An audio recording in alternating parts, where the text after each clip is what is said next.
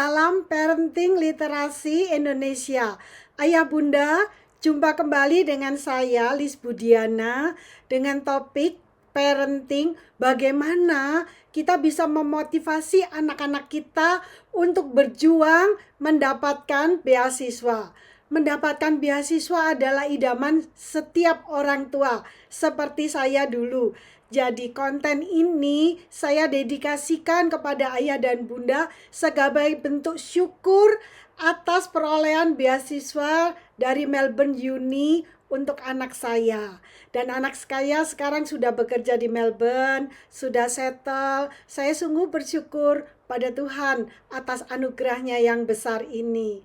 Mendapatkan beasiswa itu, kita sebagai ayah dan ibu tidak dapat berbuat lebih selain dari berdoa dan memotivasi anak untuk terus berjuang mendapatkannya. Kita tidak bisa membantu anak secara literally, membantunya mengisi form, apalagi membantunya untuk menulis esai. Itu sesuatu yang tidak mungkin, ayah dan bunda. Saya semakin percaya diri untuk mencari beasiswa dari luar negeri karena ternyata banyak sekali jalur-jalurnya melalui online, dan itu kita tetap bisa kita raih kalau kita memang mau berusaha. Good. Nah, bila seorang anak itu dia mau berjuang, sudah punya minat, itu ada suatu hal yang sangat harus kita syukuri. Dan untuk berusaha mendapatkannya, tidak ada hal yang lebih akan mendorong dia selain bila dia memiliki intrinsik motivasi. Intrinsik motivasi itu apa? Intrinsik motivasi itu adalah motivasi yang ada di dalam diri anak sendiri, Bunda.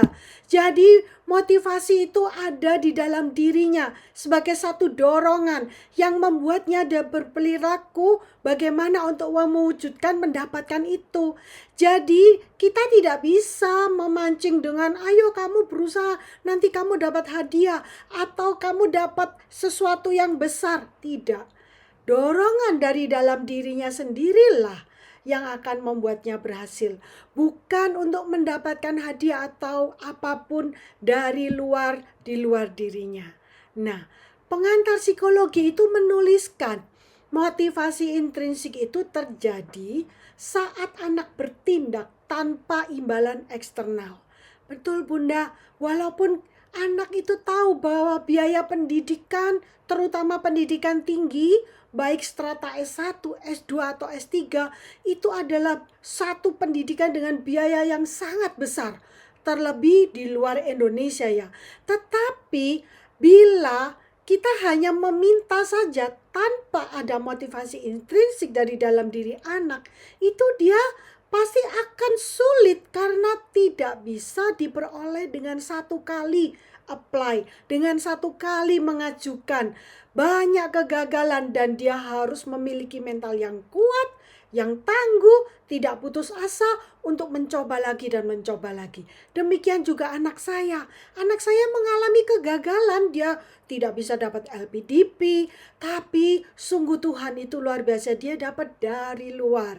Nah, anak bila dia hanya sekedar menikmati sebuah aktivitas yang untuk membuat dia bisa mengeksplorasi dengan bebas, dia belajar dan itu merupakan aktualisasi potensinya yang sesungguhnya, maka ia sudah memiliki sebuah motivasi intrinsik. Ayah Bunda, menurut Pak Mellon T.W.N. Lepper, MR, di tahun 1987, beliau adalah ahli pendidikan ya, pedagog. Dia menulis di jurnalnya dengan judul Making Learning Fun, A Taxonomy of Intrinsic Motivation for Learning. Itu ternyata ada 3 hal yang membentuk motivasi intrinsik. Ketiga hal inilah yang menjadikan anak kita itu dia memiliki sebuah tekad dari dalam dirinya sendiri. Sehingga dia dengan satu dorongan yang kuat, dia akan berusaha untuk mendapatkan beasiswa itu. Dia akan mencari tahu, dia akan belajar, dia akan menulis esai, dan terutama yang krusial yaitu ketika wawancara. Jadi ketika wawancara itu ditentukan bagaimana anak ini memiliki motivasi dan bagaimana daya juangnya. Itu sangat kelihatan. Kita sebagai orang tua hanya bisa mendukung dalam doa dan semangat saja. Kita sungguh-sungguh tidak bisa ikut-ikut. Nah, 3 hal yang disampaikan oleh Pak Malon Jamal Leper itu, ketiganya yang pertama adalah 1, keingintahuan, curiosity. Jadi ketika dia ingin tahu bagaimana sih mendapatkan, bagaimana belajar di sana, itu adalah sebuah awal yang baik. Yang kedua itu adalah tantangan. Ketika dia merasa bahwa mendapatkan beasiswa itu sebuah challenge dan dia harus bisa mendapatkan, dia harus bisa memenangkan challenge itu. Wah, anak kita itu sudah berjuang dengan keras.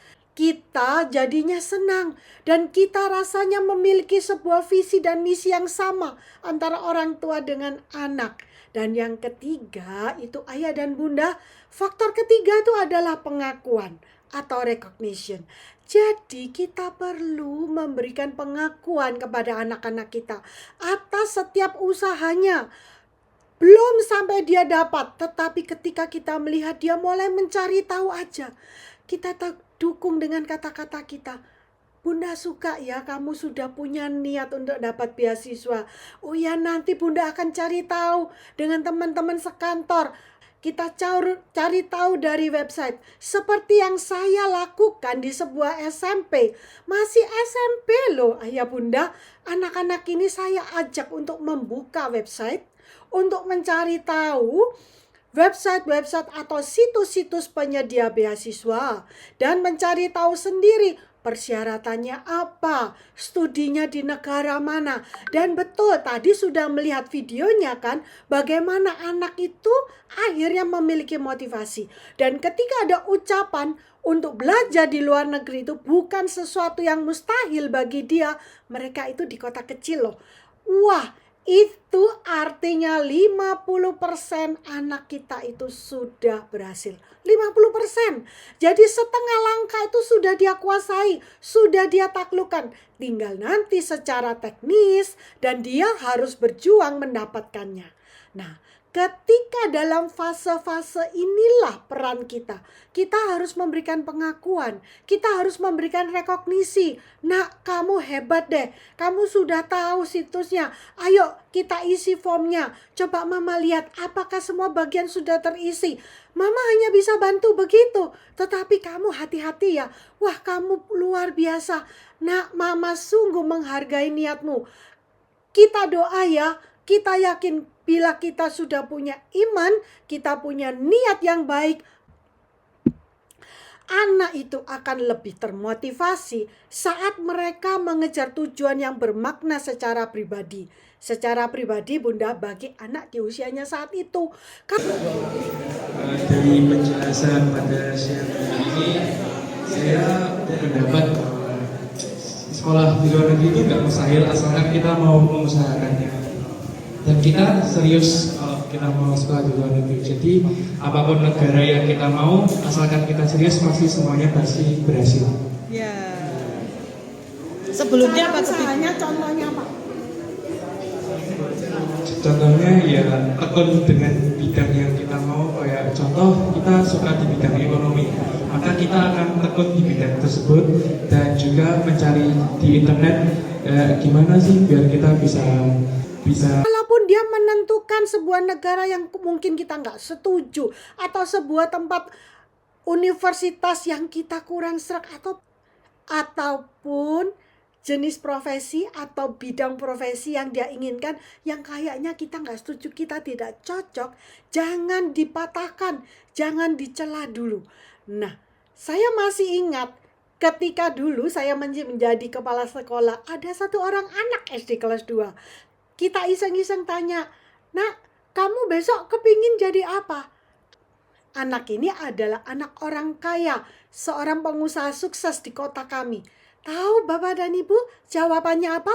Dia bilang, aku ingin jadi tukang parkir. Hah? Serius? Iya, tukang parkir itu uangnya banyak loh, itu berlipat-lipat. Kita semua tertawa.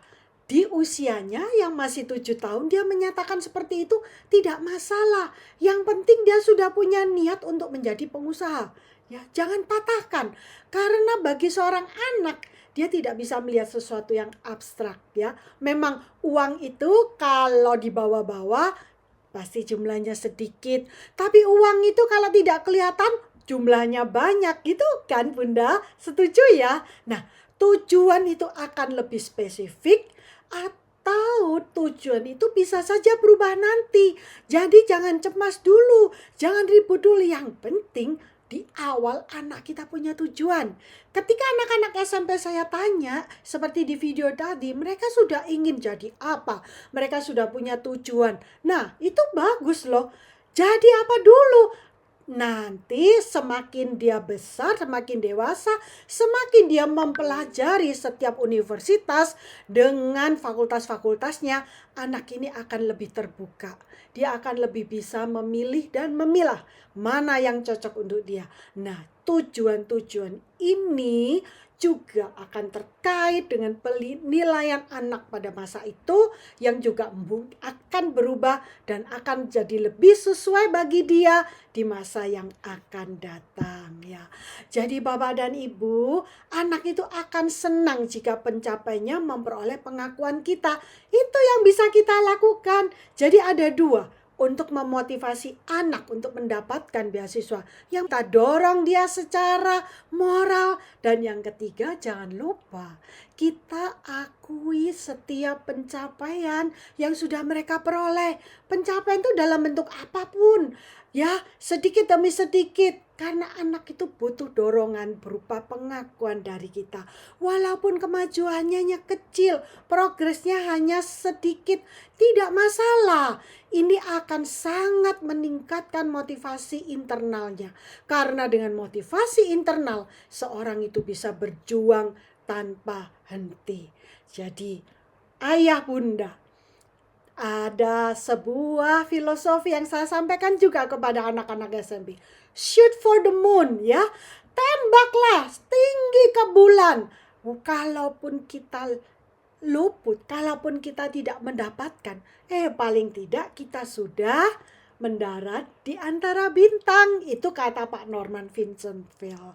Jadi ayo kita semangat, kita akan mendapatkan beasiswa untuk anak-anak kita dengan dorongan, dengan penyertaan dari kita, ayah dan ibunya.